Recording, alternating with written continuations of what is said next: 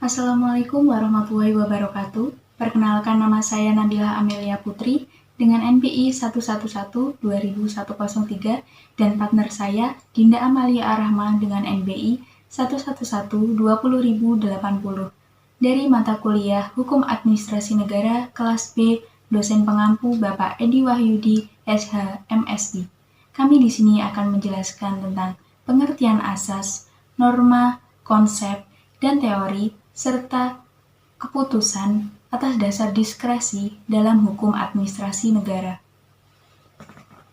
Pengertian asas.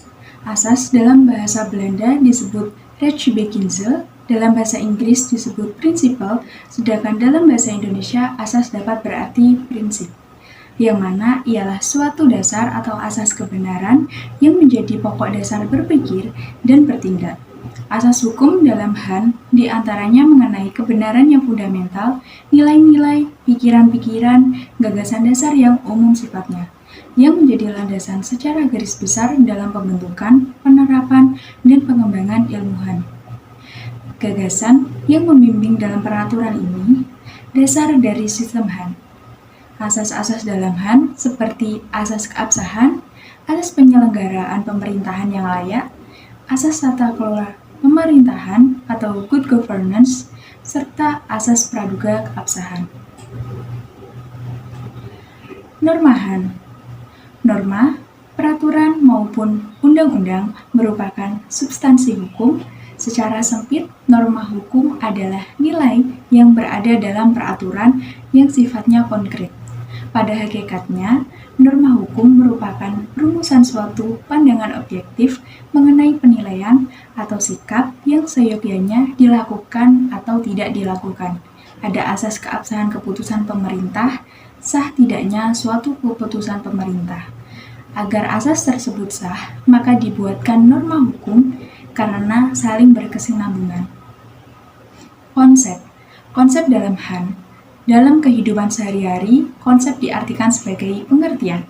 Konsep dalam administrasi negara adalah suatu pikiran yang diciptakan khusus sebagai suatu teknis untuk menyatakan kehendak tujuan administrasi negara, yaitu untuk mencapai peningkatan kualitas hidup tatanan negara. Seperti jika terdapat melakukan penyelenggaraan akan mendapatkan sanksi dan denda. Teori-teori dalam HAN. Awal teori dalam hukum administrasi negara yaitu pada abad ke-14 hingga ke-15, yaitu dalam sistem monarki absolut, yang mana raja ialah penguasa negara dan sistem pemerintahannya adalah sentralisasi. Objek teori hukum menurut J.J.H. Brooking meliputi pengertian-pengertian dalam hukum, definisi-definisi hukum, sifat kaidah-kaidah hukum, serta perbedaan aturan hukum, asas hukum, sistem hukum, dan keberlakuan hukum.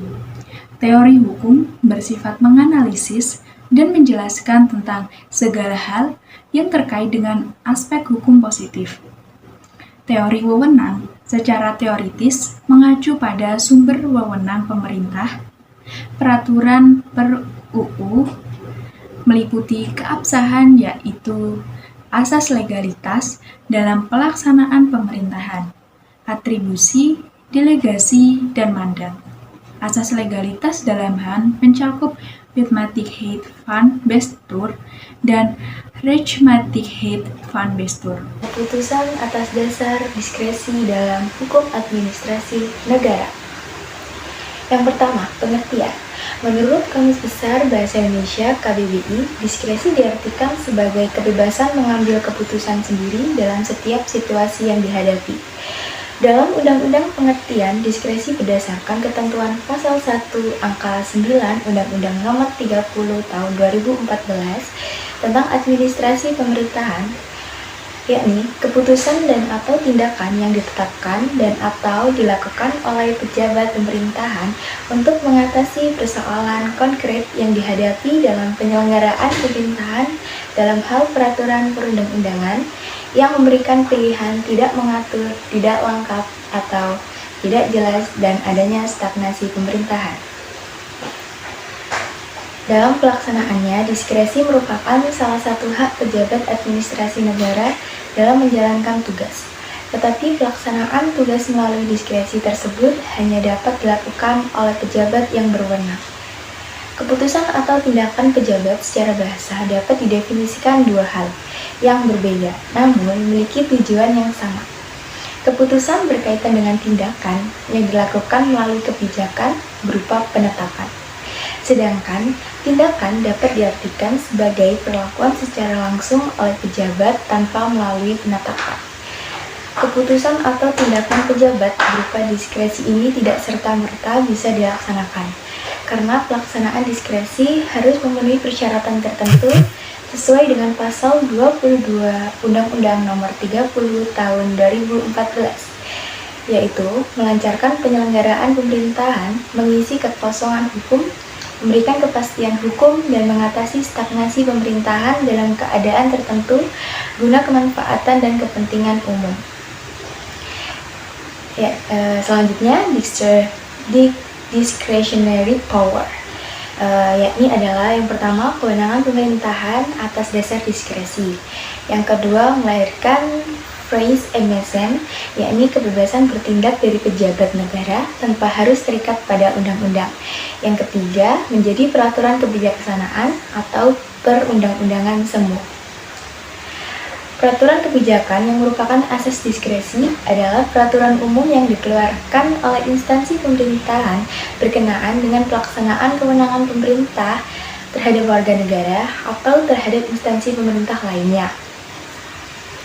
Dan pembuatan peraturan tersebut tidak memiliki dasar yang tegas dalam undang-undang dan undang-undang formal, baik langsung maupun secara tidak langsung. Peraturan ini didasarkan pada kewenangan pembuatan undang-undang, akan tetapi didasarkan pada wewenang pemerintahan suatu organ administrasi negara berkenaan dengan pelaksanaan kewenangannya. Diskresi ini terdapat dalam ruang gerak dalam batas-batas tertentu. Dikatakan tertentu karena tetap berkaitan dengan asas keabsahan atau rex mati. Ada pertanyaan nih, mengapa perlu diskresi? Setiap penggunaannya, diskresi memiliki tujuan. Yang pertama, dapat melancarkan penyelenggaraan pemerintahan. Yang kedua, mengisi kekosongan hukum. Yang ketiga, memberikan kepastian hukum. Yang terakhir, mengisi stagnasi pemerintahan dalam keadaan tertentu guna kemanfaatan dan kepentingan umum. Batasan diskresi merupakan perbuatan hukum administrasi. Apabila peraturan perundang-undangan yang berlaku belum mengaturnya atau peraturan yang ada mengatur tentang perbuatan tersebut tidak jelas sehingga diberlakukan diskresi dan tindakan atau perbuatan tersebut hanya dapat dilakukan dalam keadaan memaksa. Dampak diskresi, dampak positif, menjadikan urusan pemerintahan lancar, efektif, dan efisien. Dampak negatif, bila penggunaan diskresi secara berlebihan menimbulkan 1. Abuse of power, yakni pelampauan kewenangan. Yang kedua, penyalahgunaan wewenang. Yang ketiga, sewenang-wenang. Dan selanjutnya, badan atau pejabat pemerintahan yang dapat menerbitkan keputusan diskresi, yakni berdasarkan praktik sidang pada Peradilan Tata Usaha Negara. Jabatan-jabatannya, yang pertama Presiden, kedua para menteri atau pejabat setingkat menteri, ketiga Panglima TNI atau Kepala Staf Angkatan Darat, Laut, dan Udara. Yang keempat, Kepala Kepolisian Negara. Yang kelima, Ketua Komisi atau Dewan dan Lembaga Setara. Yang keenam, Gubernur. Yang ketujuh, Bupati atau Wali Kota. Yang kedelapan, pejabat eselon 1 di pemerintahan pusat dan provinsi. Yang kesembilan, sekretaris daerah kabupaten atau kota. Dan yang terakhir ke-10, pemimpin badan serta pejabat operasional yang memiliki kewenangan untuk menetapkan keputusan diskresi karena tugasnya berhubungan langsung dengan pelayanan masyarakat seperti kepala resort kepolisian negara dan camat. Sekian penjelasan dari kami. Terima kasih. Wassalamualaikum warahmatullahi wabarakatuh.